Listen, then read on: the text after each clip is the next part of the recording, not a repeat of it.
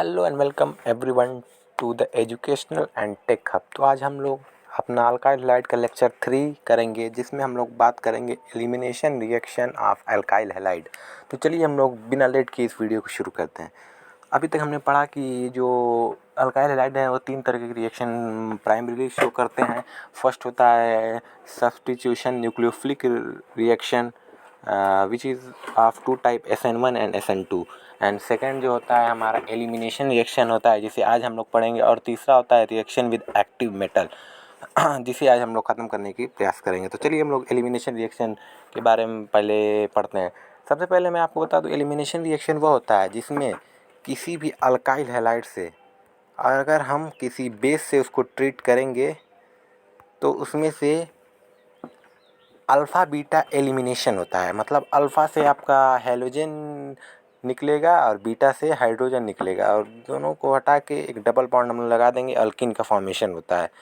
Alpha beta की naming इस तरह होती है, जिस पे हैलोजन लगा रहता है उसको अल्फ़ा नाम देते हैं, और हैलोजन के बगल वाले कार्बन को हम लोग बीटा करते हैं। ठीक है, जैसे एग्जांपल आप देख लीजिए कि यह है CH3CH2X।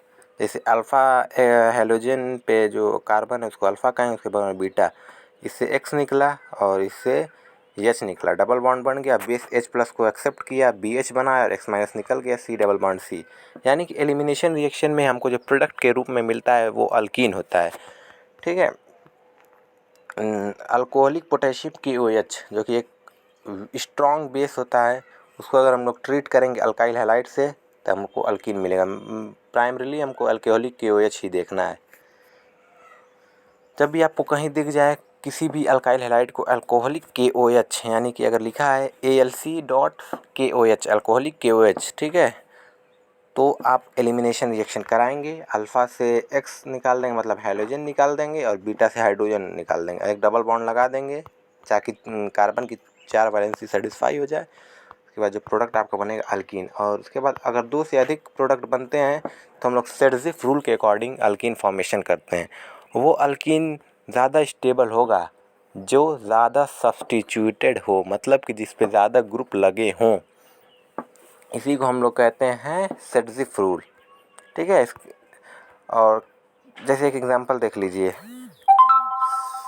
CH3 CH2 CH2 CHBr CH3। ठीक, अगर OH- से हमने ट्रीट करा, जैसे अगर हमने पेंटेन को 2 ब्रोमोपेंटेन को अगर हम लोग ने OH- यानी किसी बेस से ट्रीट कराया तो ब्रोमीन पे वो अल्फ़ा हो जाएगा, उसके बगल वाला कार्बन बीटा, 2 बगल में कार्बन है तो दोनों बीटा हो जाएगा। दोनों से हम लोग हाइड्रोजन निकाल के अल्कीन बना सकते हैं। देखिए, एक पेंट 1 इन बनेगा, एक पेंट 2 इन बनेगा। देखिए यहाँ सबसे ज़्यादा अल्फ़ा हाइड्रोजन जिस पे रहेंगे वही ज़्यादा वो होगा, वही स्टेबल होगा, यानी जो ज़्यादा सब्स्टिट्यूटेड हो। जैसे देखिए पेंट 2 इन में देखिए CH3 लगा है और एक तरफ CH2 CH3 लगा है, जबकि पेंट 1 इन में केवल CH3 CH2 CH2 लगा है। यानी कि पेंट 2 इन ज़्यादा स्टेबल होगा सेडजिफ रूल के अकॉर्डिंग और पेंट 1 इन के अपेक्षा। इसलिए हमारा जो मेजर प्रोडक्ट होगा वो पेंट 2 इन, जो कि इस केस में 81% बनता है।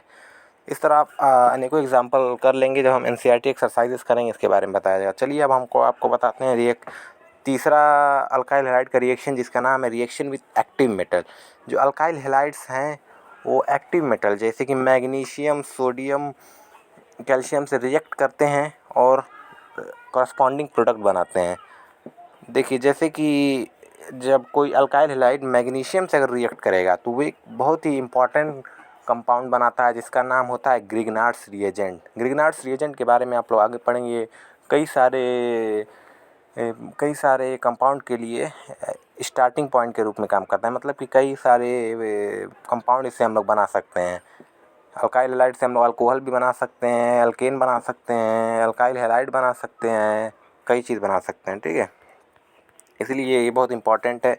और जो ग्रिग्नार्ड्स रिएजेंट, इसको ऑर्गेनोमेटेलिक कंपाउंड भी कहते हैं। ऑर्गेनोमेटेलिक कंपाउंड इसलिए कहते हैं कि जैसे देखिए यहाँ पे RMgX ये ग्रिग्नार्ड्स रिएजेंट होता है।